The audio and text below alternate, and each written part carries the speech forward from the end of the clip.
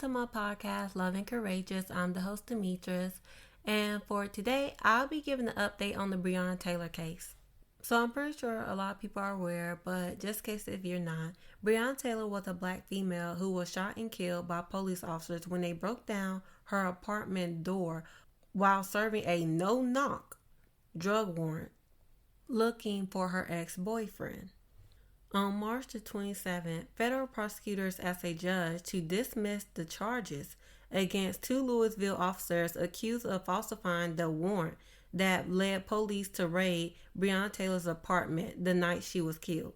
Prosecutors said in the court filing that their review of the case showed the charges against former detective Joshua James and former Sergeant Cal Meany should be dismissed in the interest of justice. Judges have twice reduced a felony charge against each officer to a misdemeanor, saying there wasn't a direct link between the false information in the warrant and Taylor's death. Prosecutors also said after the second ruling that they have decided to drop the cases. Joshua James' lawyer, whose name is Travis Locke, made a comment and said, "We are elated with this development." Cal Meany's lawyer, whose name is Michael Dembo, said he is incredibly grateful for today's filing. Cal Meany is looking forward to putting this matter behind him and moving forward with his life. Now, Breonna Taylor was killed 6 years ago on March the 13th of 2020 when Donald Trump was still in office. However, when Joe Biden got in office, federal prosecutors pressed charges against the officers. Now, since Donald Trump is back in office, the Department of Justice asked that Brett Hankinson, the only officer serving prison time related to Breonna Taylor's killing, be let out of prison while he appeals his conviction. And Breonna Taylor's mother, whose name is Tamika Palmer, made a statement on Facebook that she is extremely disappointed in Trump's Justice Department.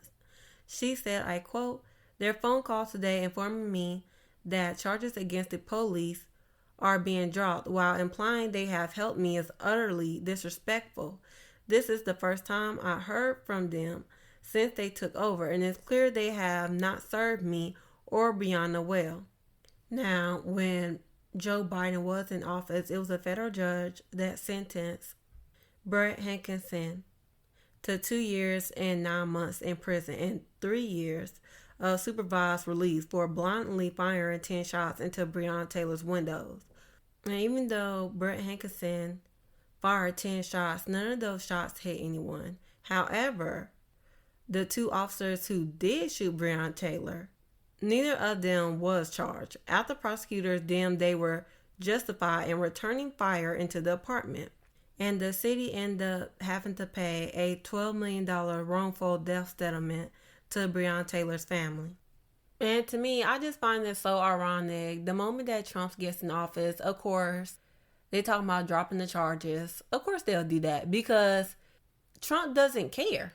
And it just shows based off of who's in office how the rest of these politicians move as well. Like, they realize that we got a president that don't give a crap about nobody. We don't have to do certain things. We don't have to. Now, that is all for today, and now I'm going to get to the Black History Fact. The Black History Fact will be about Nancy Green, also known as Aunt Jemima.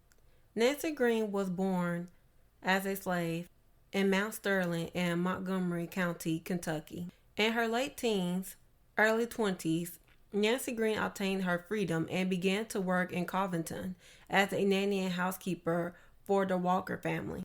The Walker family eventually moved to Chicago, bringing Nancy Green with them.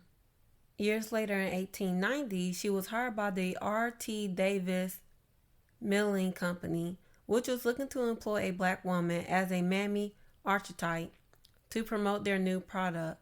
In 1893, she was introduced as Aunt Jemima at the World's Columbian Exposition held in Chicago in the guise of a plantation slave, where it was her job to operate a pancake cooking display. Her amiable personality and talent as a cook for the Walker family helped establish a successful showing of the product, for which she received a medal and certificate from the Expo officials. After the Expo, Nancy Green was offered a lifetime contract to adopt the Aunt Jemima moniker and promote the pancake mix. Now, however, this was likely part of the lore created for the character rather than Nancy Green herself. This marked the beginning of a major promotional push by the company, including thousands of personal appearances and Aunt Jemima merchandise. Nancy Green was also one of the organizers of the Olivet Baptist Church in Chicago.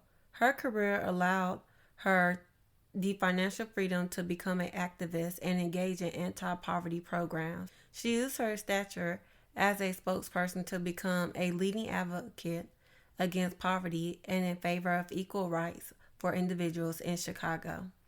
Nancy Green maintained this job until she passed away in Chicago from a car crash on August the 30th, 1923.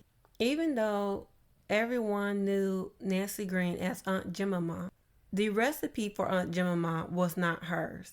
However, she did become a advertiser, world's first living trademark. That is all for today. Thank you everyone for listening to my podcast, and I hope everybody have a lovely day.